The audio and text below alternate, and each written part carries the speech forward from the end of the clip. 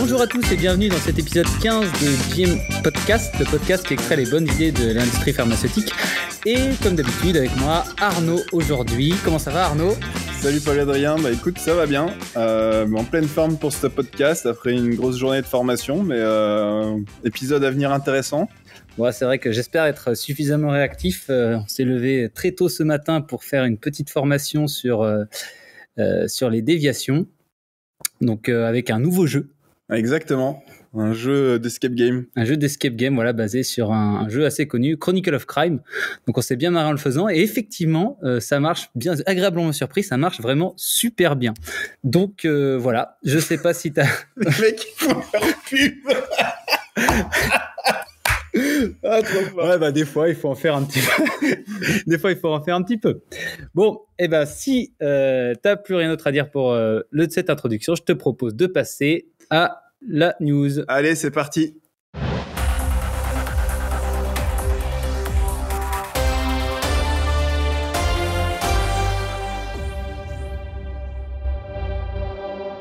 Alors, aujourd'hui, comme la dernière fois, je t'ai trouvé une petite enquête. Donc cette fois, je vais te parler d'une warning letter, une warning letter. Donc les warning letters, c'est ce qui fait suite aux fameuses 483. Donc les 483, c'est un peu les remarques d'inspection de la FDA. C'est celle qui tue, quoi. C'est celle qui tue au final, c'est juste une remarque d'inspection, quoi. Oui. Et donc ensuite, on a 15 jours pour y répondre. Et là, la FDA, elle analyse ta réponse. Et si au bout de du coup ils sont pas contents de ce que tu as dit, ils t'envoient une warning letter. Donc ce qu'il faut savoir avec les warning letters, c'est qu'elles sont publiques. On peut aller sur le site de l'FDA et télécharger toutes les warning letters depuis la nuit des temps. Enfin, pas depuis la nuit des temps, mais depuis un sacré bout de temps. C'est ton terrain de jeu, quoi. Qui ont été émises par la FDA. Et donc voilà, j'ai fait une extraction. Faut quand même, c'est quand même brut de décoffrage, c'est-à-dire il y a vraiment tout et n'importe quoi. Et pour trouver ce qui nous intéresse, faut mettre des critères et tout, enfin bref. Mais bon, ça se fait très bien.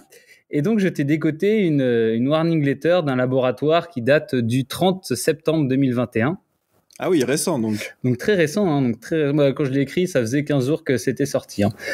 Donc en fait, là c'est la warning letter, c'est la FDA qui allait faire une inspection sur un site et en regardant les déviations, donc c'est un site qui fabrique de la povidone iodée pour à destination du coup des préparations préopératoires. Donc un truc quand même qui doit être relativement bien, enfin comme tout, hein, mais qui est quand même un petit peu sensible. Et donc la première déviation qu'ils ont analysée, le 4 mars 2020. Et donc c'était une déviation à propos d'un poste de commande d'un réacteur qui s'est mis à flamber. Et wow. Donc, là, le personnel de production a très bien réagi puisqu'ils sont allés chercher l'extincteur et qu'ils ont allègrement arrosé toute la zone de mousse d'extincteur. Et donc là, il précise que en raison de cet incident, la production ne s'est pas déroulée normalement, évidemment, et que le médicament a été exposé à des températures incohérentes, à des temps de traitement considérablement supérieurs à ce qui a été validé. Donc ça aurait pu en rester là, mais ils ont le 18 août, donc à peine 6 mois, même pas 6 mois après, et bien du coup lors d'un autre lot et encore une fois de povidone, le même réacteur s'est encore mis à fumer. Mais sérieux. Et donc encore une fois la production a été arrêtée, les matériaux ont été conservés dans des conditions inconnues, et donc là en réponse aux deux déviations, donc les deux déviations ont été traitées exactement pareil. Après ils sont cohérents. Ils ont juste testé la povidone, enfin ils ont juste testé le pourcentage d'iode en fin de production pour libérer l'eau. Voilà, donc ils ont regardé, voilà, est-ce qu'il y en a toujours suffisamment ? Oui, c'est bon, il y en a suffisamment. Et donc dans les deux cas, donc ils ont bien ouvert des déviations, hein, mais ils ont juste fait ça pour pouvoir libérer.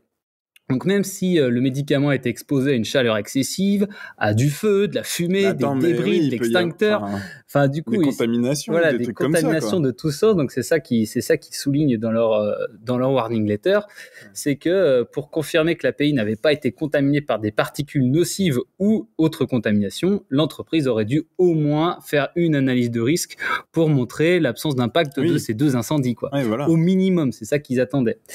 Et donc donc ils ont rien fait de tout ça. Et donc, dans leur réponse, la seule réponse qu'ils ont mis à la 483, c'était « Nous recherchons actuellement l'avis d'un consultant pour déterminer la meilleure voie à suivre pour régler ce problème. » Je cite dans le texte. Donc là, la FDA a vu tout rouge et votre réponse est insuffisante. Vous n'avez fourni aucune pièce justificative évaluant les lots concernés pour être libérés. Et plus précisément, vous n'avez pas fourni de pièces garantissant que les matériaux étaient exempts de particules potentiellement nocives. Et donc, ils demandent, à la suite de ça, beaucoup plus que ce qu'à mon avis ils auraient fourni en mettant une réponse plus convenable à cette déviation. Donc là, ils demandent un plan complet de rémédiation pour s'assurer que l'unité qualité dispose des autorités et des ressources nécessaires pour fonctionner efficacement. Et ils détaillent. Waouh. Ouais. Donc, il détaille une procédure, du coup, il demande une analyse pour déterminer que les procédures de votre entreprise sont robustes et appropriées, de fournir des données de stabilité pour les 2 lots concernés. Ça ils auraient peut-être pu le fournir, ils auraient peut-être pu le fournir directement. Une supervision, de s'assurer en tout cas que l'unité qualité supervise et approuve toutes les enquêtes et leurs exécutions. Et ça, du coup, c'est super intéressant de décrire comment la direction soutient l'assurance qualité dans ces opérations, qu'ils ont suffisamment de temps pour, je traduis un peu en même temps, donc qu'ils ont suffisamment de temps pour et de ressources pour s'assurer que tous les problèmes dans la fabrication soient pris en compte, quoi. Et attends, reviens un peu à ce que tu disais une supervision de toutes les décisions qualité, parce que moi c'est vrai que c'est un truc qui arrive quand il y a des 483, des fois la FDA te demande, et donc t'es obligé de prendre des consultants en fait qui viennent revalider toutes les décisions qualité, donc t'as une double approbation. Est-ce que c'est ça ou c'est juste l'approbation par l'AQ en fait? Parce que je sais pas si tu te rends compte, hein, c'est genre t'as un consultant derrière chaque qualiticien, un consultant à 2000 € la journée derrière chaque qualiticien. Ils étaient pas à ce point-là. Ouais, comment on appelle ce truc-là? Là, c'est sous tutelle. Ah oui, sous tutelle, ouais, c'est ça. Ok, d'accord. C'était pas une tutelle. D'accord. C'était pas une tutelle. Donc voilà, intéressant en tout cas. Donc voilà ce qu'il ne faut pas faire. Il faut pas du tout faut essayer de quand même de répondre un minimum sur une 483, mais en tout cas je trouvais assez intéressant, des faits en production. Et puis voilà, mais comme quoi leurs demandes sont pas non plus, leurs demandes sur la déviation, en tout cas je trouve pas ça voilà, c'est tout à fait correct, quoi, hein, Finalement, moi, ce que je retiens, c'est que la demande sur les lots en question, elles sont plus que pertinentes. Tout est pertinent. Mais finalement, ce qui a amené le plus de questions et d'éléments peut-être au-delà des lots en question, ce qui a amené la FDA à se poser des questions et à demander, en gros, à prouver une meilleure maîtrise des activités qualité, c'est la réponse qui était plus que succincte du site sur lequel c'est arrivé, quoi. Voilà, parce que on n'en sait rien, on cherche. En gros, on est passé de vous avez un problème sur des lots, faut analyser un peu plus les lots, mais en plus vous n'êtes pas capable de répondre correctement, donc ça veut dire que votre système qualité il tourne pas, quoi. Je caricature, hein, mais du coup en une réponse, bim, quoi. C'est violent, mais bon voilà. Après c'est clair que cela dit, on ne sait pas ce qu'ils ont constaté d'autre. Enfin, je veux dire, si ça se trouve, si ça se trouve, le gars, il avait quand même une vue. Enfin, il a bien vu qu'il y avait vraiment un problème au niveau de la qualité. Et du coup, ça, c'est la moutarde qui a fait monter au nez toute l'histoire, quoi. Hein. Ouais, c'est la goutte d'eau, quoi. Voilà, c'est ça. C'est la goutte de moutarde sur le nez.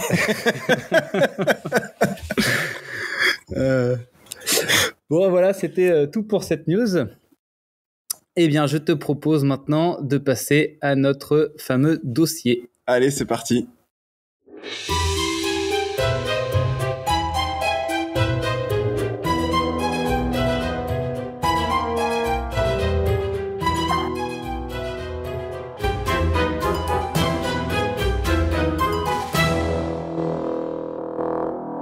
Alors aujourd'hui, comme tu as pu le remarquer, on a utilisé la musique du dossier exploratoire parce qu'aujourd'hui, on ne sait pas où est-ce qu'on va aller. Le sujet que je te propose aujourd'hui, c'est de parler de prise de décision qualité. Alors, je ne sais pas trop si tu as remarqué, enfin si tu as remarqué, hein, quand on va de site en site, on voit quand même que aussi bien tout en haut que tout en bas de l'échelle de la qualité, tout le monde a des difficultés à prendre des décisions. Alors probablement à juste titre, parce que du coup une décision au bout d'un moment, enfin c'est quand même, ça peut se révéler compliqué à prendre, surtout quand il y a beaucoup de conséquences. Parce que du coup l'assurance qualité est prise entre le feu, voilà, de la rentabilité, de la production et de son éthique en termes de conformité. Donc c'est là où effectivement ça peut être compliqué, mais je pense pas que ça soit vraiment pour ça exclusivement que la qualité a des difficultés à prendre des décisions. Alors du coup, juste quand même pour rappeler, qu'est-ce qu'une décision? Alors une décision, c'est un jugement qui apporte une solution. Voilà, c'est une des définitions que j'ai trouvées. J'ai trouvé que c'était une bonne définition. Je sais pas ce que tu en penses. Moi, je pense qu'effectivement, ça résume beaucoup la notion de décision. En même temps, si c'est la définition, je serais bien mal placé pour la remettre en question, mais voilà. Après, sur le sujet de la décision, donc ouais, effectivement, alors on peut parler de... je suis tiraillé, je vais le simplifier par rapport à ce que tu disais, hein. Je suis tiraillé entre la pression qu'on me met pour la productivité et puis mon engagement en tant que qualiticien pour m'assurer de la conformité.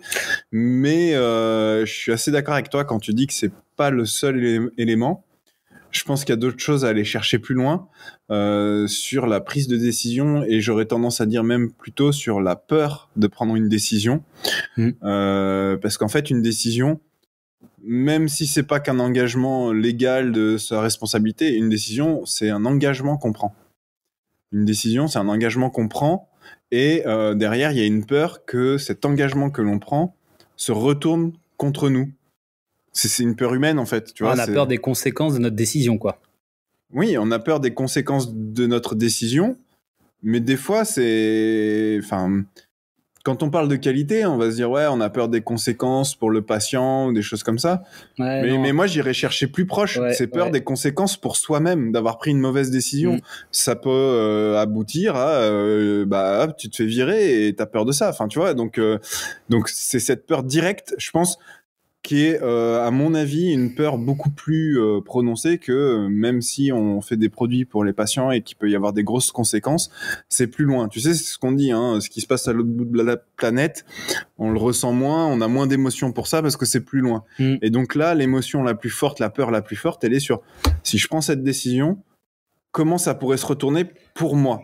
Alors, avant de rentrer directement là-dedans, j'aimerais quand même qu'on introduise le sujet d'abord en essayant de dire voilà quel est le processus comment on prend une décision, et après quel type de décision l'assurance qualité doit prendre en général, et ensuite pourquoi on a peur de prendre des décisions dans l'assurance qualité.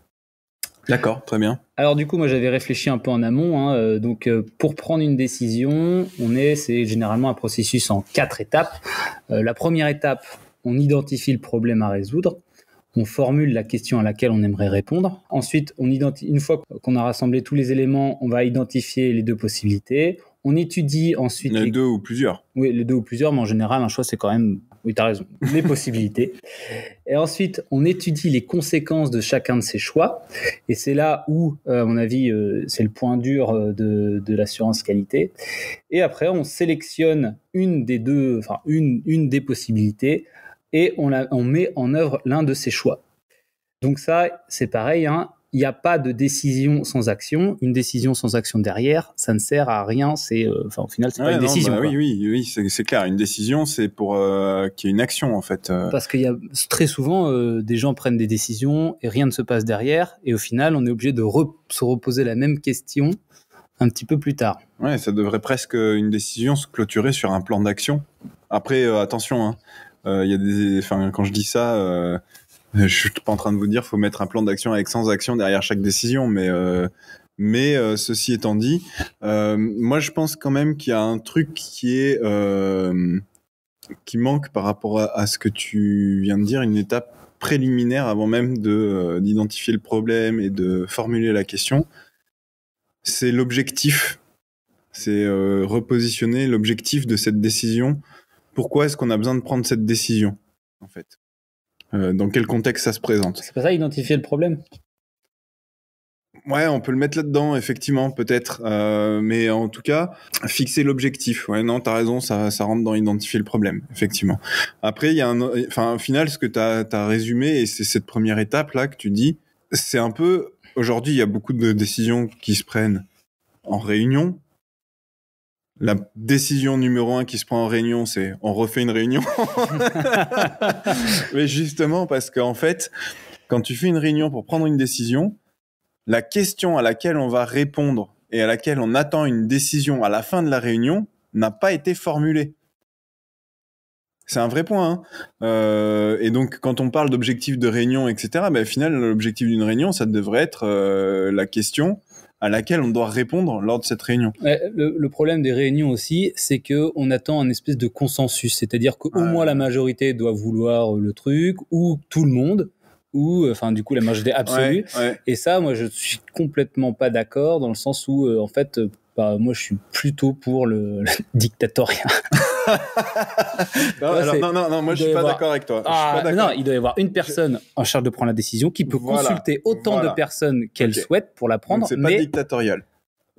Si, c'est un dictateur éclairé, quoi. Non, la différence, c'est, la notion, c'est de dire, ok, il y a une personne qui emporte la décision, mais j'ai envie de dire, même si c'est pas son point de vue, il faut que cette personne, elle soit capable de...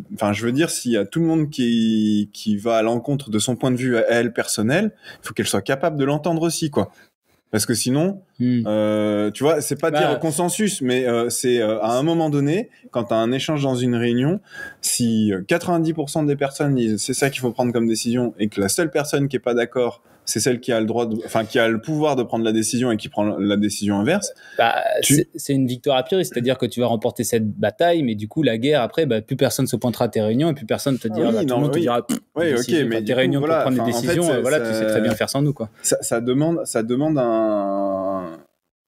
prendre des décisions, ça demande une certaine ça demande des compétences, en fait, ça demande, plutôt un savoir-être, mais il faut être aussi à l'écoute, quoi. C'est là où je dis, je suis pas tout à fait d'accord avec ce que tu disais, un peu dictatorial. C'est-à-dire que c'est dictatorial dans le sens où c'est lui qui prend la décision, mais avec l'éclairage des personnes qui sont autour d'elle. Oui, mais alors du coup, ça c'est pareil aussi. Au plus tu multiplies les personnes que tu par exemple, sur une déviation en tout cas, au plus tu multiplies les nombres de personnes que tu impliques, au plus tu auras d'avis de personnes différents et au plus, du coup, la décision sera difficile à prendre parce que tout le monde a son petit avis sur la question. Et du coup, au plus tu impliques de personnes, au plus ces personnes vont avoir un avis sur la question et du coup, tu auras peur de les décevoir.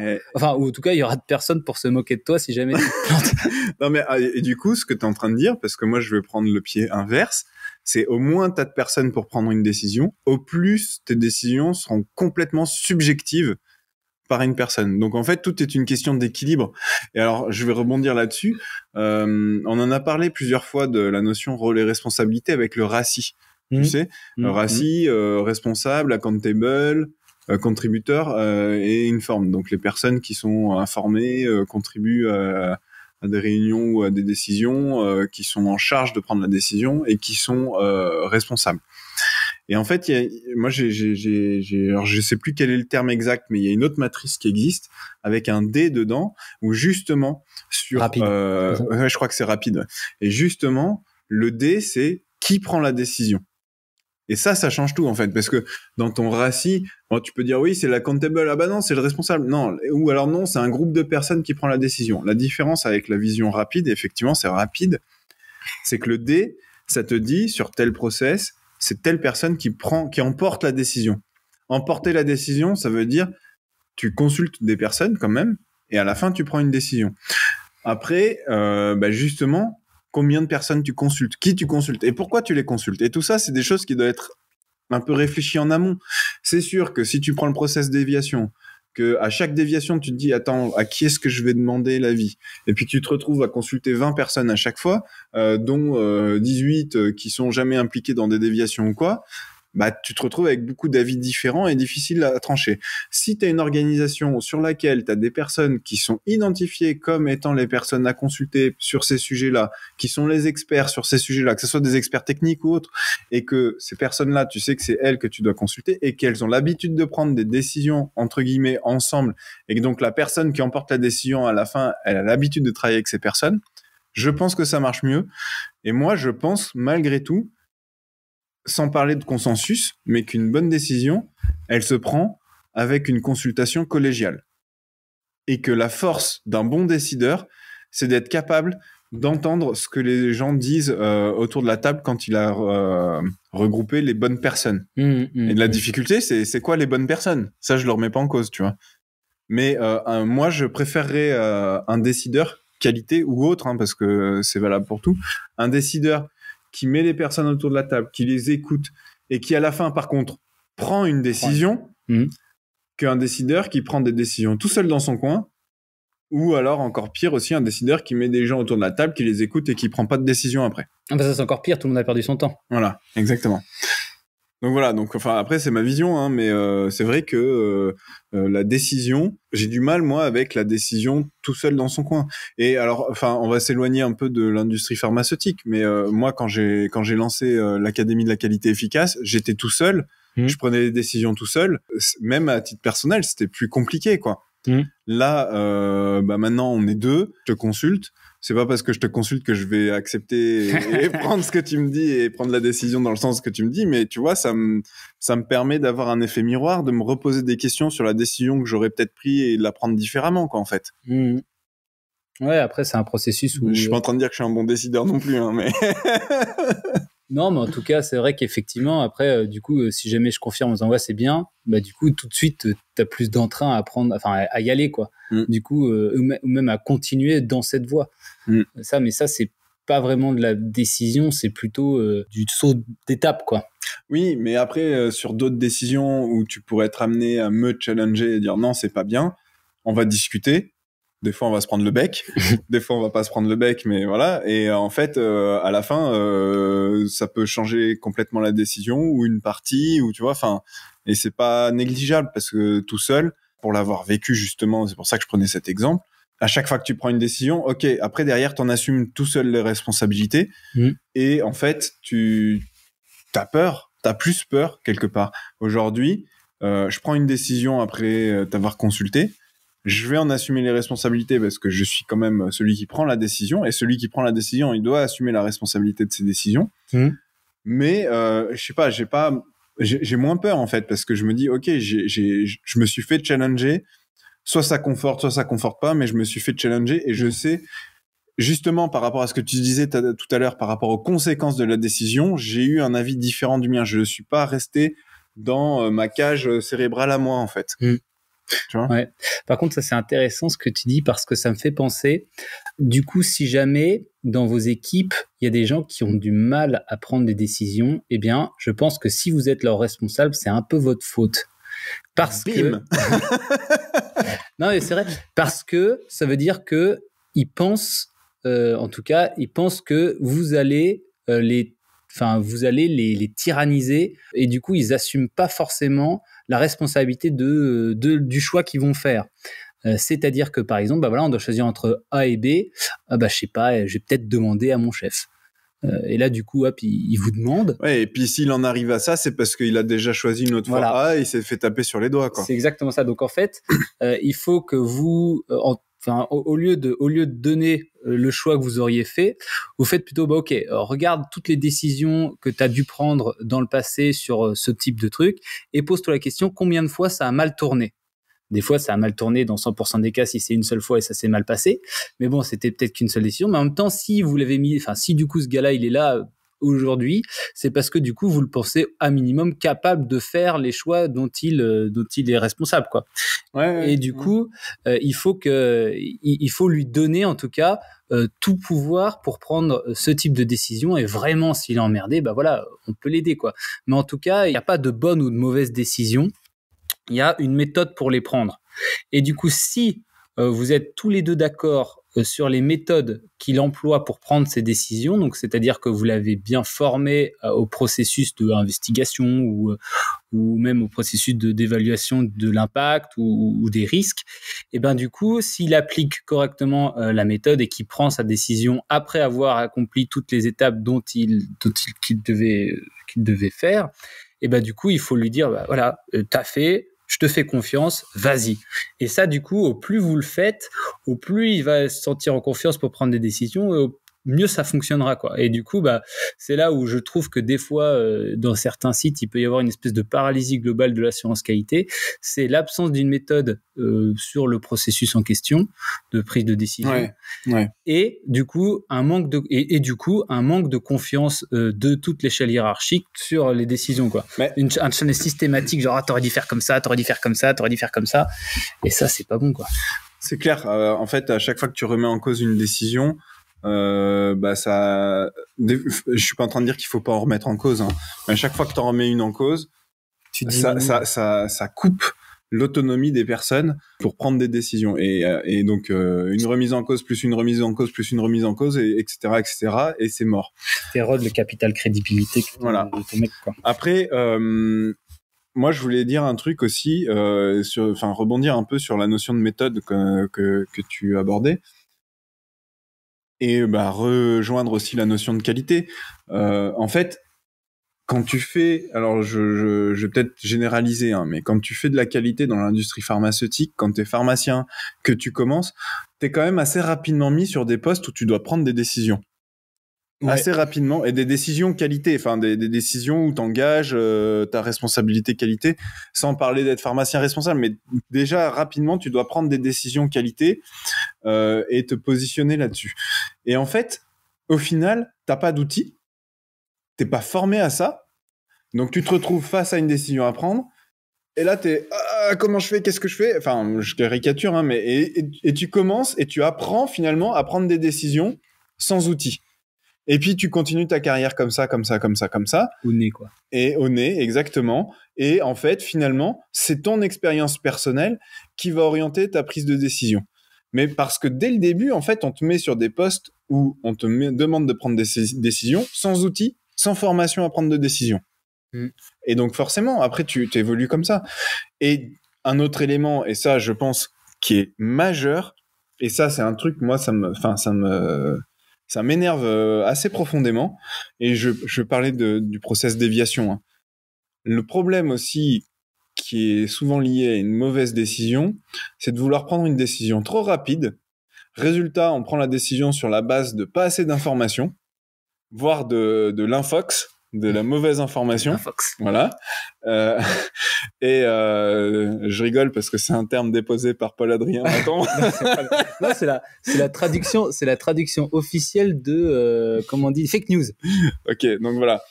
Mais du coup, en fait, je sais pas. Enfin, t'as déjà vu ça sur un site. Il y a une déviation qui s'est produite genre pendant la nuit. Et puis, tu sais, t'as tous les petites réunions de remontée d'informations jusqu'à la direction. Et donc, le matin à 8h, t'apprends qu'il y a eu ce truc-là. Et puis, boum, ça fait un peu téléphone arabe. Et puis, au moment du comité de direction, il y a tout le monde qui s'excite là-dessus. On n'a même pas encore été allé sur le terrain pour aller voir, pour collecter les infos. Parce que on a fait l'enchaînement des réunions avec le peu d'informations qu'on avait. Et on est déjà en train de dire, au niveau du comité de direction, il faut prendre une décision, machin. Et tout le monde se tape dessus pour prendre la bonne décision. Alors qu'en vrai, tu dis, OK, il y a ça qui s'est passé. Peut-être qu'il faut en reparler le lendemain, j'en sais rien à ces réunions-là, mais que la personne de la qualité qui doit prendre une décision, elle aille collecter les informations pour avoir les bons éléments, enfin la personne de la qualité ou de la production, j'en sais rien, mais pour avoir les bonnes informations pour prendre la bonne décision. Ça, c'est vrai que le attends pour voir, quand il est bien placé, il est extrêmement utile. Mais du coup, attends pour voir, plus au final une semaine, bah du coup, ça a trop attendu, quoi. Ouais, non, mais alors, attends pour voir, c'est pas attends pour voir. Oui, c'est pas passif. Va chercher de l'action, chercher de l'information pour voir. C'est pas attends, c'est va chercher l'information. Ouais. Et va t'assurer, parce que ça, c'est un autre élément de mauvaise décision, c'est va t'assurer que l'information qui t'arrive ou que tu as récupérée, elle est juste. Combien de fois aussi, tu vois, des personnes qui te remontent une information qui dit on a une remarque d'inspection critique sur exactement ce sujet-là, on peut pas mettre ça en place. Et puis après, derrière, tu vas creuser et tu te rends compte qu'en fait, la personne, soit elle t'a dit les choses fausses, soit même elle t'a dit la moitié des informations, soit elle a pas forcément bien compris ce qu'il y avait derrière la remarque. Et puis, de toute façon, alors ça, les remarques d'inspection, c'est l'inspecteur voit quelque chose. Il pose une question, premier niveau d'interprétation. Du coup, ensuite, il formule une question, deuxième niveau d'interprétation, quand le mec entend sa question. Ensuite, le mec reformule une réponse. Enfin, du coup, chaque fois que quelqu'un discute, tu sais, c'est sa vision du monde passée à travers son filtre, quoi. Du coup, entre ce que l'inspecteur a vu et sa remarque, et du coup, l'action qui a été faite derrière, mais ça se trouve, mais oh là là là là. Non, mais c'est clair. Mais du coup, et donc, effectivement, enfin, si tu pars d'une mauvaise information ou d'une information tronquée ou d'une information, comme tu viens de le dire, retransmise aussi par le prisme d'une personne, bah, tu peux vite te retrouver avec soit pas les bonnes infos, soit pas assez d'infos pour prendre une décision. Après, je pense quand même, et d'ailleurs, si on voulait faire un podcast sur ce sujet-là, il y a autre chose qui se joue aussi derrière sur la prise de décision qualité, sur derrière cette peur de prendre la mauvaise décision. Je pense qu'il y a pour défendre un peu justement les preneurs de décision qualité, des fois t'as un peu l'impression d'être je sais pas le dernier rempart non mais tu vois, t'as l'impression d'être seul face à tout le monde pour sauver tes produits sur le marché, etc. Je pense que ça dépend des sites, mais ouais. Et à chaque décision, t'as l'impression de te faire tordre le bras, etc. Et donc tu te bats, et ça crée aussi un mauvais climat, et ça c'est pas bon non plus en fait.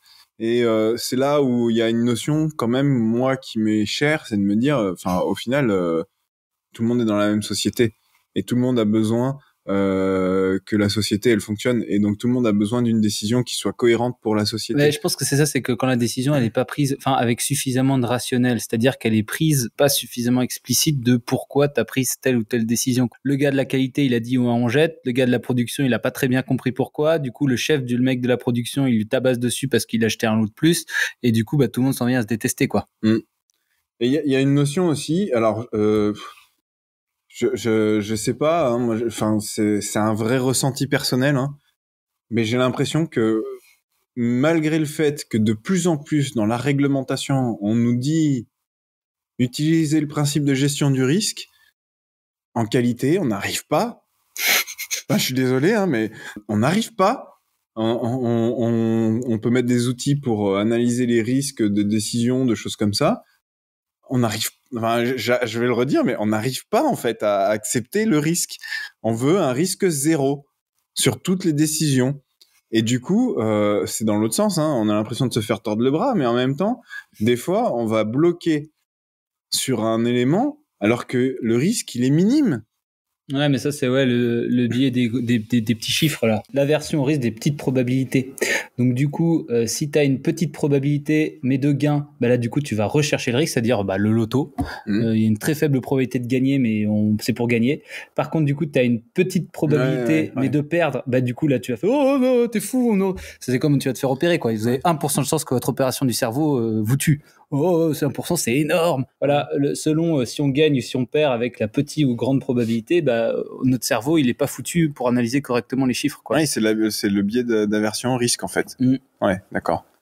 Ouais, non, bah oui, bah c'est ça. Mais du coup, enfin, je sais pas, moi, c'est vrai que c'est un truc, bon, ça fait quand même un moment que je suis sorti des études, mais moi, quand j'ai fait mes études, c'est vrai qu'on n'avait pas beaucoup de formation dans le master qualité que j'ai fait sur la gestion des risques.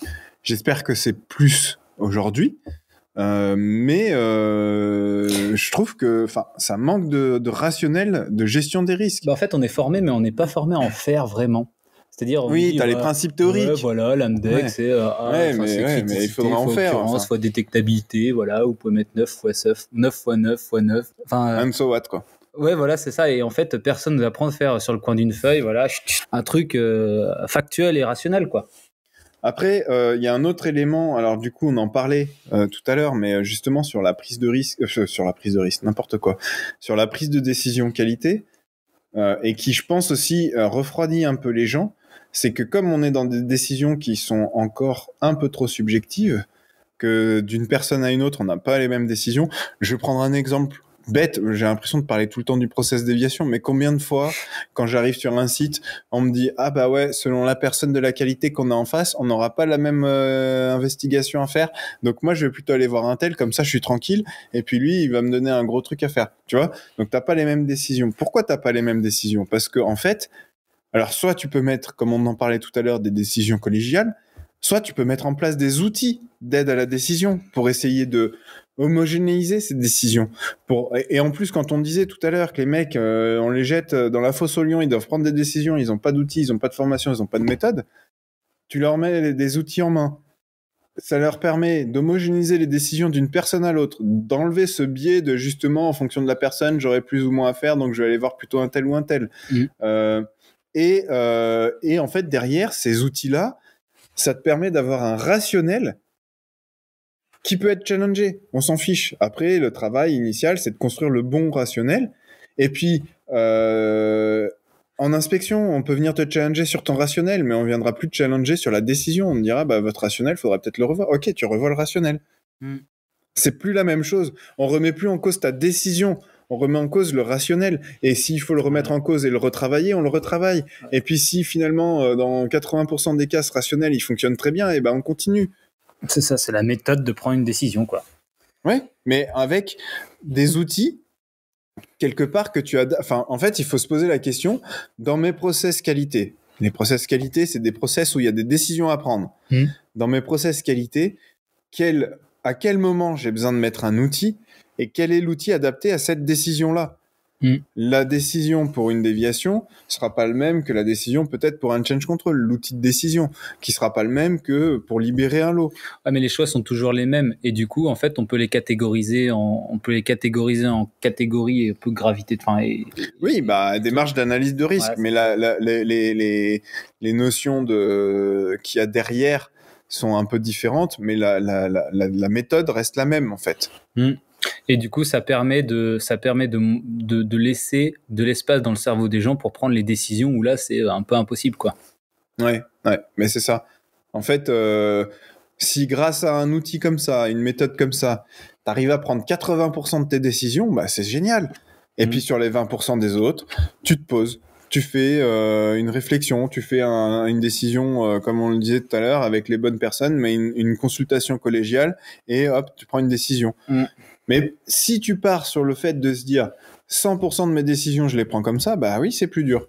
Alors que si tu as des outils qui t'enlèvent la charge mentale de 80% des déviations, et bah tes 20% restants, tu auras des meilleures décisions et tu seras aussi toi, en tant que personne, beaucoup plus à l'aise là-dessus, quoi. Ça, c'est sûr, ouais.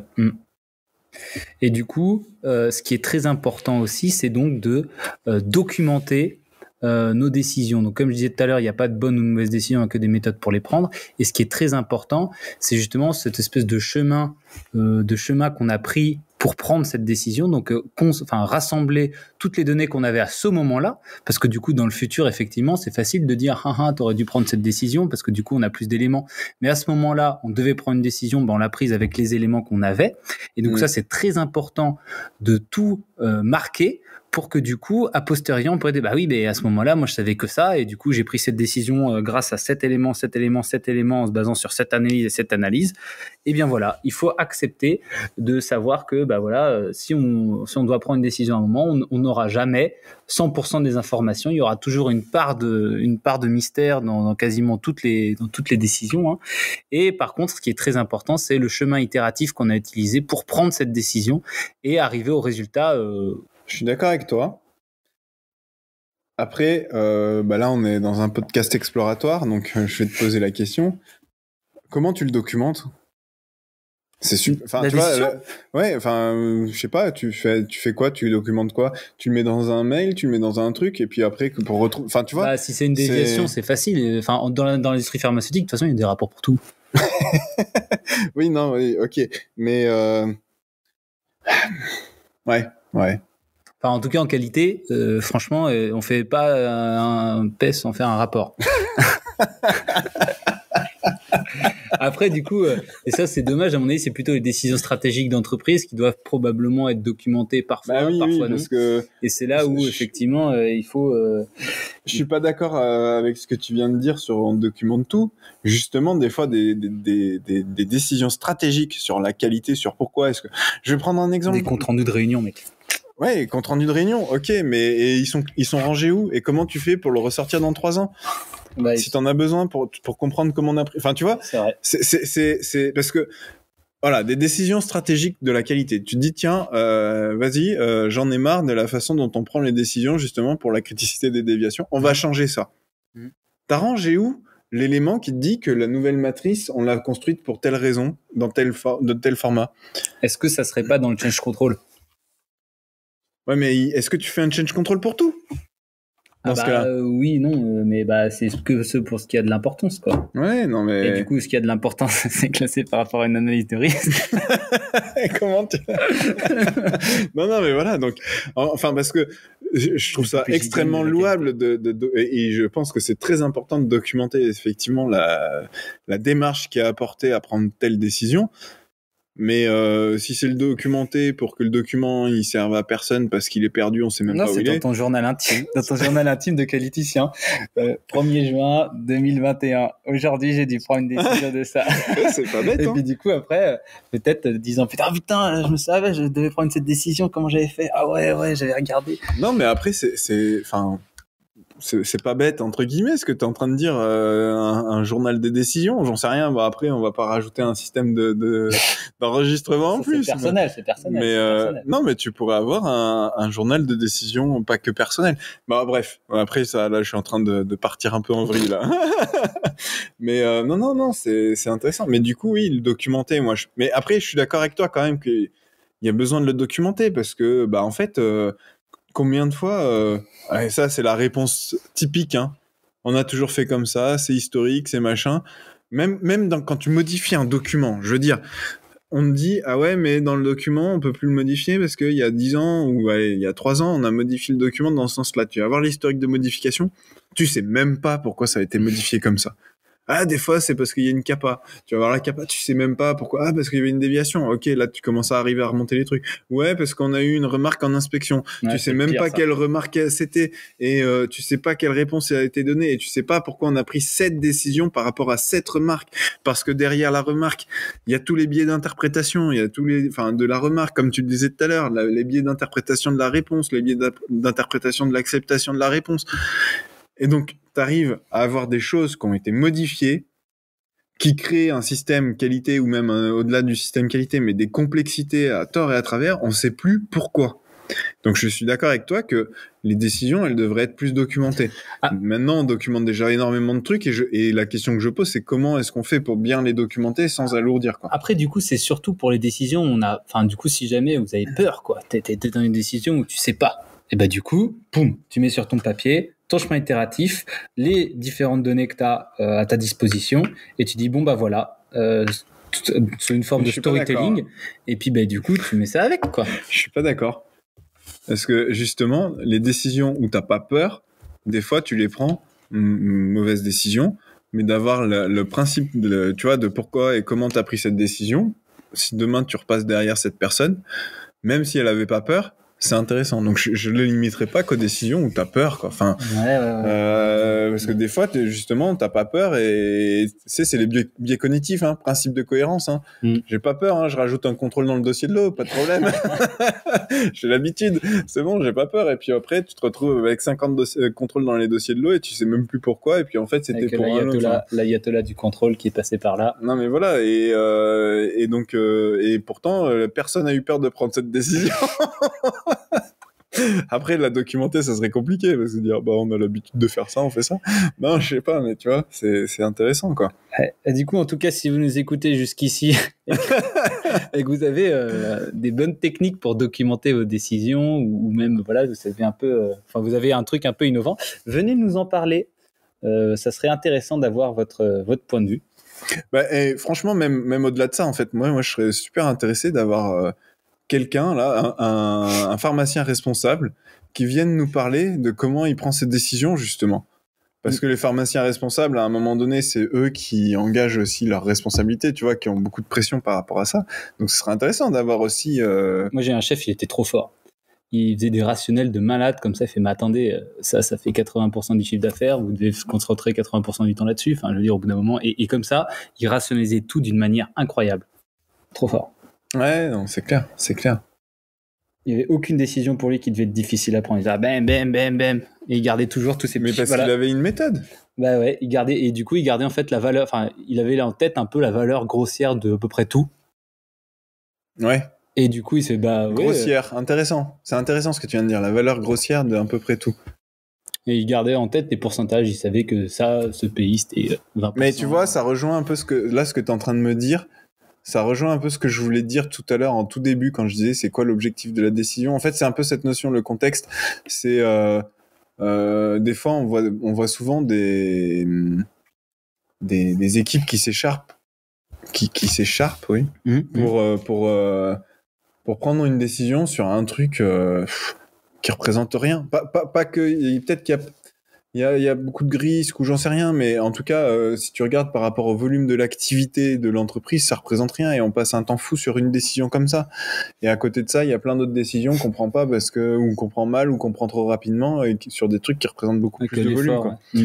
Et donc cette notion de connaître un peu les grosses masses d'activité, de volume, etc. C'est quand même aussi un point important parce que c'est peut-être un peu dur à entendre pour quelqu'un qui fait de la qualité, mais malgré tout, on est dans une entreprise qui doit sortir des lots.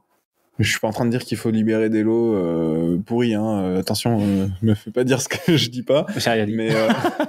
Mais à un moment donné, il faut concentrer les efforts sur. Enfin, c'est Pareto quoi. Concentrer les efforts sur ce qui représente 80%. Et voilà, parce que de toute façon, moi je connais pas un site aujourd'hui où on va me dire ouais c'est bon j'ai le temps. Ouais c'est ça, tu sais écoute là ça éliminer le risque de façon drastique sur les petits trucs sans tension. Du coup, écoute, j'ai pas le temps de trop travailler dessus. Hop, je préfère concentrer mon temps sur ce problème-là qui génère de l'attente, de la frustration, du tension marché, enfin plein de trucs. Tu sais, excuse-moi, je t'ai coupé la parole.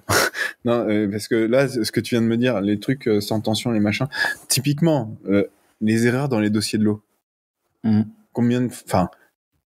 Alors, on peut travailler pour réduire les erreurs à la saisie, mais des fois.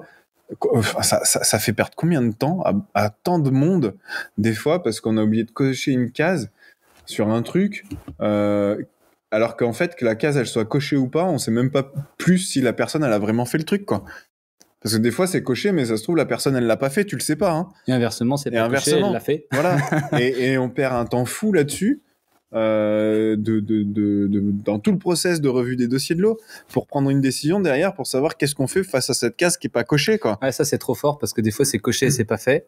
Ouais. Et ça du coup c'est moins perdu. Du coup alors que c'est plus grave des fois. C'est plus grave quoi, en fait. C'est plus grave et au final on se pose jamais la question dans ce sens-là. Ouais, exactement. Alors qu'on se pose la question pendant 1000 ans, mais il a pas coché, tu te rends compte et tout, ça se trouve il a pas fait, on pourra jamais le prouver. Ouais. On va lui demander mais il s'en souvient plus. Ou alors il va nous dire qu'il l'a fait. Il l'a fait parce qu'il a menti. Non, mais voilà, et du coup tu te retrouves à passer du temps, de l'énergie sur des micro-décisions comme ça, alors que t'as besoin de ce temps et de cette énergie pour des décisions plus compliquées et pas que sur des problèmes, hein, mais sur des décisions stratégiques d'orientation, de où est-ce que tu veux aller aussi en termes d'un point de vue qualité, peut-être que ce temps que tu peux te sortir sur ces micro-décisions, tu peux l'allouer à faire de l'amélioration, à construire une matrice de décision sur tes déviations. Non mais voilà, enfin c'est... Faire une analyse de risque sur cette déviation récurrente qui traîne depuis 10 ans. Exactement, par exemple. Je vois pas de quoi tu veux parler. Il y a tous les sites, il a cette petite déviation. Hein. Ouais, donc pour récapituler un petit peu, donc ce qu'on a dit jusqu'à présent pour faire une bonne décision, donc essayer de remettre en forme notre processus décisionnel sous forme un peu de, enfin je sais pas si c'est exactement ça qu'on a dit, mais sous forme de storytelling pour du coup convaincre plus facilement ceux qui vont nous relire du bien fondé de notre décision, s'aider d'outils d'aide à prise à la décision, type des matrices, des diagrammes, des choses comme ça qui vont un peu nous aider dans notre quotidien sur les déviations, qui n'ont pas besoin d'être, sur les décisions en tout cas, qui n'ont pas besoin d'être trop réfléchies. Donc en fait, on a réfléchi en amont pour prendre plus facilement des milliers de décisions plus tard. Et faire confiance à ces outils. Faire confiance à ces outils, donc oui, ça c'est super important, hein, c'est vrai. Et du coup, quand on a des gens qui appliquent ces outils, on va pas remettre ces trucs en question, quoi. Ouais, voilà. Si on donne un outil, je sais pas, moi, au pharmacien AQ opérationnel, et que derrière le responsable AQ, il vient remettre à chaque fois en question les décisions qui ont été prises via l'outil. Bon ça sert à rien de mettre un outil, quoi. Ensuite, on a connaître au mieux ces processus, comme d'habitude, ces ratios de chiffres. Qu'est-ce qu'on a dit d'autre ? Après, il y a un point qu'on n'a pas trop. Il y a un point qu'on n'a pas trop abordé, c'est les biais cognitifs. Alors, on va peut-être pas détailler là parce qu'on pourrait en parler aussi pendant 1 heure. Mais globalement, il faut aussi avoir en tête qu'en fait, quand on prend une décision, n'importe qui prend une décision, elle est soumise à des biais cognitifs. On a tous des biais cognitifs. On va pas en détailler, mais voilà, j'en ai parlé un peu du principe de cohérence, de l'aversion au risque. Il y a énormément de documentation sur les biais. Le status quo. Il y a énormément de documentation sur les biais cognitifs sur Internet. Il y a on peut en parler là, hein, mais sur notre chaîne YouTube, j'ai fait un séminaire là-dessus aussi, à 30 minutes sur le sujet, pour donner une introduction. Ces biais cognitifs, on y est tous soumis. Et il y en a tous un, tu vois, il y en a toujours un qui est en contraire avec l'autre. C'est-à-dire que du coup, on peut être soumis d'un biais cognitif d'un sens, mais également dans l'autre. Ouais, exactement. Et en fait, après, c'est pas se dire, si je connais les biais cognitifs, je vais les éviter. Non, c'est déjà juste de savoir qu'on est soumis à ces biais cognitifs quand on prend des décisions. Et c'est là où, quand tu dis, on a besoin de méthodes, d'outils, etc., justement, ces méthodes et ces outils, ils sont là pour venir lutter contre les biais cognitifs de tout le monde. Et tout le monde n'a pas les mêmes biais. Enfin, si, on a tous les mêmes biais, mais ils agissent pas sur nous de la même manière, on va dire. Oui, c'est ça. Hein. Ouais, et du coup, c'est pas grave, quoi. En fait, c'est ça. Le plus important, c'est de savoir à quel biais on va être soumis, à quelle source on va être mangé, mais dans tel type de décision. Mais au final, ça permet de tempérer un peu le trop, enfin là où on va être trop poussé, quoi. Complètement. Et un des biais, alors je sais pas si c'est un biais cognitif comme ça, mais un des biais en qualité, c'est de surévaluer le risque à chaque fois, quoi. Ouais, voilà, les petits nombres sur les pertes. Et du coup, un bon moyen de lutter comme ça, c'est d'avoir des NQA, des niveaux de qualité acceptables. Ça, c'est vraiment super important. Si vous en avez pas, franchement, demandez ou essayez, ou poussez pour en avoir, parce que vraiment, c'est un outil extraordinairement puissant pour évaluer les problèmes que vous avez sur vos produits, quoi. Non, mais c'est clair. En plus, c'est tellement, pour l'avoir utilisé moi sur le terrain, c'est tellement agréable en fait parce que tu prends une décision sereinement. Enfin, je veux dire, en plus sur les NQA, il y a de la documentation à foison. Il y a des démarches pas que dans la pharma, hein, mais il y a plein de choses pour aider à prendre les bonnes décisions justement par rapport à ces NQA. Et tu vas et t'es serein en fait. Et du coup, serein. Derrière les NQA, en fait, il y a les plans d'échantillonnage, donc le Military Standard, ISO 2864, je sais plus quoi. Et du coup, tu sais pourquoi ça s'appelle Military Standard ? Non. Ça a été inventé par l'armée américaine pour tester les balles. Parce qu'en fait, effectivement, les balles de fusil, hein. Donc, si tu fais une production de balles et tu dis, oui, il faut tester les balles pour savoir si elles fonctionnent, tu vas pas tester toute ta production de balles, quoi. C'est des tests destructifs. Ouais. Et donc, du coup, ils se sont dit, on va en tester un certain pourcentage en fonction de la robustesse de notre procédé. Au plus on montrera que notre procédé est robuste, au moins plus on aura le droit d'en tester moins. Et du coup, comme ça, ils se sont mis ils ont proposé ça. Et du coup, c'est pour ça que ça s'appelle Military Standard. Intéressant. Franchement, les mecs qui ont développé toute la démarche derrière les Military Standard, avec justement les différents niveaux, combien chaque échantillon, machin, c'est des tueurs en statistiques, quoi. Ouais, après c'est pas des statistiques de si haut vol que ça. Hein. Non, mais je sais pas, c'est un truc, oui, c'est pas du haut vol, mais les mecs c'est qui hyper l'ont mis en intelligent place, de l'avoir c'est mis, super intelligent, quoi, ouais. de l'avoir pensé, quoi. Et après, derrière ça, en découle aussi tout ce qui est test de scapabilité et la distribution des échantillons, quoi. Et donc ça, c'est pareil, c'est un autre truc, on pourra en parler en tout cas, moi, je pourrais en parler pendant des heures, où c'est vraiment trop intéressant et ça marche trop bien, quoi. C'est peut-être un peu décousu là, parce que moi il y a un Ça reste de la prise de décision au final, hein. Il y a un point qui, moi, je trouve assez intéressant justement quand on parle de la peur de prendre une décision en qualité. Alors c'est peut-être un peu décousu parce que ça suit pas ce que tu viens de dire, mais je trouve ça vraiment important. Et en tout cas, moi, c'est ce que je ressens, c'est que la détectabilité, que ce soit pour une déviation ou une analyse de risque préventive ou quoi, je trouve ça tellement important en qualité. Parce que moi, en tant que qualiticien, même un problème grave de me dire c'est bon, on est sûr de le détecter, j'ai envie qu'il revienne pas pour maîtriser mon process et pour des raisons peut-être plus de coût. Alors qu'un truc qui pourrait se produire ou qui s'est produit, si c'est une déviation ou plutôt un change control ou un changement, enfin bref, de me dire ouais, c'est pas des masses détectables et ça se trouve ça s'est déjà produit, on l'a pas vu, ou alors ça pourrait se produire sans qu'on le voit.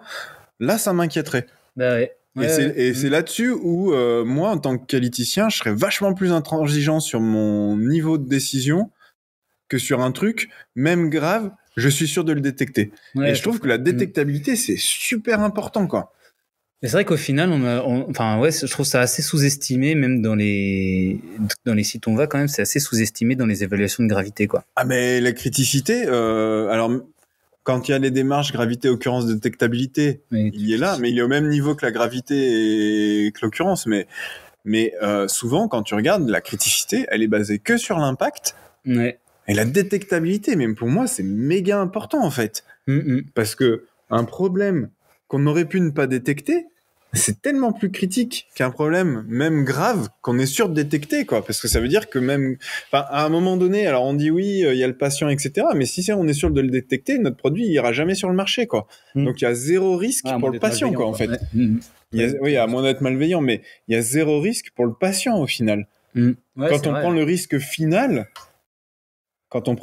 final, et donc je sais pas si les personnes qui m'écoutent là et qui sont en qualité, vous avez cette, c'est pas quelque chose que vous aviez en tête, mais si on parle du risque pour le patient, au final, parce que c'est ça, à un moment donné, quand on prend une décision sur un lot, c'est quel est le risque final du patient. Déjà, nous, dans notre production, où on est, si on est sur les matières premières, et si on est sur le produit fini, le risque, il est pas le même non plus. Parce qu'à un moment donné, il y a plein d'autres étapes derrière quand on est sur une matière première versus quand on est sur le produit fini. Et ensuite, cette notion de détectabilité, elle joue énormément sur le niveau du risque final pour le patient. Et une déviation, même très grave, genre le truc, une contamination microbiologique d'un produit, genre le produit, il est bon pour la poubelle, mais qu'on est sûr à détecter, moi, en tant que qualiticien, ça va, je suis à l'aise.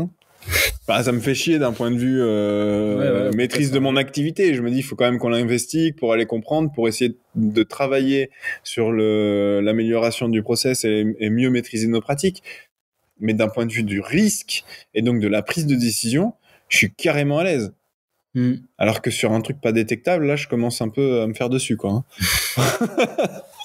Ouais, mais j'ai envie de te dire, c'est quand même intuitivement foutu comme ça, hein. Enfin, je veux dire, au final, il y a quand même une attention particulière qui est mise. En fait, les processus sont quand même construits comme ça, hein, sur le vide de ligne, sur le conditionnement. Tu sais, il y a quand même des règles où tu dois avoir tes labels imprimés, différents, stockés sous clé. Ok, mais du coup, dans les décisions sur des process clés de la qualité qui sont change control, déviation, je suis désolé, c'est pas assez pris en compte, moi, je trouve. Oui, c'est vrai. Ce poids de la détectabilité. Le poids de la détectabilité. Non, mais c'est vrai. Et après, je sais pas si on a encore un peu le temps, là. Oui, quelques dizaines de minutes. Parce qu'après, il y a pour s'aider, pour prendre les décisions, donc il y a les matrices. Et puis après, il y a des outils aussi, qui existent, alors qu'on peut trouver dans la documentation, qu'on utilise aussi pour les CAPA, quand on décide une CAPA, le 10-10-5. Justement, j'en parle dans le truc sur les biais cognitifs, mais le 10-10-5, voilà, de se dire, ok. C'est quoi le 10-10-5? Voilà, c'est quoi Non, mais tu vois, tu disais réfléchir aux conséquences. Mais réfléchir aux conséquences à 10 jours, c'est pas la même chose que de réfléchir aux conséquences à 10 mois et la même chose que de réfléchir aux conséquences à 5 ans. Et c'est ça le 10-10-5. C'est ne pas se limiter aux conséquences à court terme. C'est aussi se poser la question des conséquences à court, moyen, long terme. Donc 10 jours, 10 mois, 5 ans. Parce que ça, c'est applicable à toutes les décisions d'investissement, de trucs comme ça, pas que au CAPA dans les déviations. Oui, oui. Après, je peux comprendre que cet outil, on peut se dire c'est lourd de l'utiliser pour toutes les décisions, mais quand vous avez une décision justement où vous n'êtes pas trop sûr, faites l'exercice. Ok, si je prends cette décision, c'est quoi les conséquences dans 10 jours, dans 10 mois et dans 5 ans? Le mec, c'est comme sur ta bagnole. Enfin, du coup, quand tu dois faire des réparations sur ta voiture, je peux mettre un fil de fer. Dans 10 jours, ça marchera encore. Dans 10 mois, probablement pas. Dans 5 ans, laisse tomber, quoi. Ouais. Non, mais c'est vrai. Et ça, tu sais, le 10-10-5, c'est un truc... Alors, normalement, le vrai outil, c'est 10-10-10. 10 jours, 10 mois, 10 ans. Bon, après, le problème, c'est que dans l'industrie pharmaceutique, enfin, dans les décisions d'entreprise, à 5 ans, tu as beaucoup de changements qui se sont effectués, même ne serait-ce que de personnel, de direction. Enfin, tu vois, donc voilà, c'est 10 ans, c'est un peu loin. Mais c'est un truc, en fait, moi j'ai appris, c'est un outil que j'ai découvert. C'est une personne qui utilisait ça dans son quotidien. Et je vais reprendre son exemple. À un moment donné, alors je vais peut-être pas dire de conneries, mais elle travaillait beaucoup, la personne. Et puis son chef vient la voir en lui disant faut que tu restes jusqu'à 8 heures ce soir, on a une réunion très importante, je sais plus quoi, enfin bref. Et elle a appliqué le 10-10-10. Et elle a eu ce raisonnement-là. Au bout de 10 jours, j'aurais fait cette réunion, mon chef, il aura été content, on aura pris une décision. Par contre, je suis pas rentré chez moi et j'ai pas vu mon fils un soir. Et puis, au bout de 10 mois, le chef, il a oublié. Comment? Non, mais le chef, il a oublié, complètement. Le chef, il a oublié. Mais ce qu'il a pas oublié, c'est que j'étais prêt à rester, des fois à 8 heures et ce genre de situations sont augmentées. Et puis, mon gamin, au bout de 10 mois, il en a peut-être pas tenu rigueur, mais petit à petit, je me suis retrouvé à plus souvent faire des réunions comme ça tard le soir. Et au bout de 10 ans, en fait, j'ai perdu plein de temps avec mon gamin. Et puis mon chef, c'est même plus mon chef parce que je travaille même plus pour lui. Enfin, tu vois. Et donc, elle a décidé de pas aller à la réunion. Bon, arrêtez de ce podcast. N'allez pas en réunion tard le soir. Non, mais voilà, bref, l'exemple, il était ok comme ça, mais c'est vrai que c'est bien. En fait, tu peux l'utiliser même dans ta vie personnelle, quoi. C'est voilà, et donc ça marche aussi pour les décisions qualité. Pour info, Arnaud et moi, 19h27. Ah non, mais non, dis pas ça, je vais avoir des problèmes avec l'URSSAF. Bon, voilà, comme d'habitude, ça fait 1h05. Je pensais pas qu'on arriverait parce que du coup, je suis parti sur cet épisode exploratoire en me disant voilà, on verra bien ce qu'il en sort. Et au final, voilà, on aurait pu. Mais je pense qu'en plus, il y a encore plein. Enfin, je pense qu'on pourrait en parler pendant des heures. Après, c'est peut-être un peu décousu. Nous en voulez pas. Hein. Là, c'est un podcast exploratoire aussi, donc on jette un peu des idées aussi. C'est vrai que nous, la prise de décision, en fait, on y fait face un peu tous les jours, justement, parce que dans les outils qu'on propose, on essaye d'apporter des éléments de rationalisation de certaines décisions. Et c'est vrai qu'on le voit. En fait, c'est aussi pour ça qu'on trouvait ce sujet intéressant pour un podcast, c'est qu'on le voit, c'est le quotidien. Et ce qui est trop marrant aussi, c'est quand on essaie de mettre en place une matrice. Et du coup, tout le monde challenge. Ouais, mais là, tu te rends compte et tout, sur cet endroit-là, ça veut dire que cette déviation, ça pourrait être ça. Au bout d'un moment, il n'y avait pas d'outil. Maintenant, il y en a un. Donc déjà, ce qu'il y a dans le futur, c'est mieux que ce qu'il y avait avant. Ensuite, franchement, le cas particulier où c'est entre 7 cases et 7 cases, franchement, ça change pas grand-chose, quoi. En plus, c'est marrant parce que quand que tu abordes ça, au final, quand tu prends la matrice gravité, détectabilité, occurrence pour les déviations, t'as quand même 90% des déviations qui tombent un peu au même endroit, quoi. Et on discute des endroits où il y a même pas 10% des déviations qui tombent, quoi. Ouais. Et c'est marrant, ça, hein, du coup. Ouais, c'est ça. On parle des cas qui arrivent jamais, quoi. C'est un biais cognitif. C'est le biais de négativité, ou je sais plus, là, où tu retiens que les cas qui t'ont marqué, quoi. Ouais, c'est vrai. Bah, l'accessibilité à la mémoire, c'est ça. C'est un autre biais cognitif qui influe les décisions, quoi. Enfin bon, voilà quoi. En tout cas, voilà, si ce sujet vous a intéressé, n'hésitez pas à venir. Franchement, ça serait trop cool qu'il y ait quelqu'un qui fasse. Moi, j'ai envie de venir dans votre podcast. J'aime bien, c'est cool. Même voilà, on parle de trucs de votre vie, voilà, de votre travail. Si jamais, ouais, mais carrément. Vous êtes trop fiers de votre travail. Voilà, venez en parler. Et puis du coup, on discute. Ah, vous faites quoi comme Guillaume, il a fait un peu ça. Hein, il est venu, il a parlé de son travail. C'était intéressant. Donc si si vous êtes fiers de votre travail, on n'est pas obligé d'avoir un sujet précis sur lequel, ça peut être juste un retour d'expérience aussi de votre quotidien, de ce que vous vivez. Et puis si on a transfiguré vos vies grâce à nos idées. et aussi peut-être parce qu'il y a des personnes qui pourraient être bloquées par ça peut être complètement anonyme en fait. Enfin voilà, il n'y a pas de souci quoi. Si vous êtes jeune pharmacien ou jeune ingénieur et que vous débarquez dans l'industrie pharmaceutique, que vous êtes perdu, venez vous nous en parler aussi, ça serait très intéressant. Ou si vous êtes vieux décisionnaire et que vous naviguez là-dedans comme un capitaine sur une mer d'huile, venez nous le dire aussi. Voilà, en tout cas Arnaud, où est-ce qu'on nous retrouve avec ce petit podcast ? Alors le podcast comme d'habitude sur toutes les plateformes de podcast, Google Podcast, Apple Podcast et Spotify, voilà exactement, on est complètement de partout. Deezer, ouais peut-être, je sais pas, moi Deezer, je dis pas Deezer, mais... D'autres trucs que je connais pas, mais bon on y est dessus. Je vais aussi les réuploader les derniers le dernier qu'on a fait sur la chaîne YouTube, et du coup j'en profite, la chaîne YouTube, vous pouvez me trouver sur la chaîne YouTube. Non, il y a quelques vidéos quand même en préparation pour la chaîne YouTube. J'aimerais bien la relancer parce qu'il y a plein de sujets pareils à aborder. Ta vidéo sur les BPF aussi, ouais, complètement. Et puis je pense quand même le meilleur endroit pour nous suivre, que ce soit sur des idées qu'on peut partager ou sur nos réalisations, c'est LinkedIn. On est à fond présent sur LinkedIn. Hashtag, non c'est pas hashtag, c'est Académie efficace. Voilà, exactement. Non, on a... Ou alors hashtag Road to the Next Point. Hashtag. Ok, voilà, exactement. Allez, merci beaucoup à tous. Merci à toi Paul Adrien, encore une fois. Merci à toi Arnaud, et à bientôt sur TM Podcast.